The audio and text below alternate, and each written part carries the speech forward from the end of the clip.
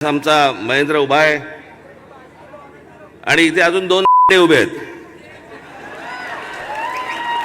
नाही का एक उभा आहे, दोन का एक, त्यातला एक तर गद्दार.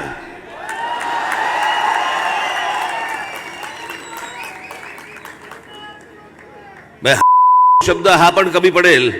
बाकीच्यांना संधी द्यायला पाहिजे म्हणून बाजूला केल्यावरती हा माणूस शिवसेनेकडे विकला गेला. आणि कोणत्या वेळेला विकला गेला?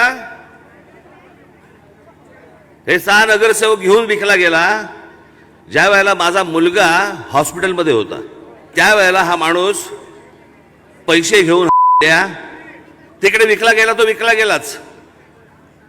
मग त्यांनी आमदारकी दिली आणि त्याच्यानंतर दुसरीकडे विकला गेला. म्हणजे मला सांगा, इथून तिथे विकला जातो, तिथून हा इथे विकला जातो. हे असले विकले जाणारी लोक तुम्हाला हवी आहेत?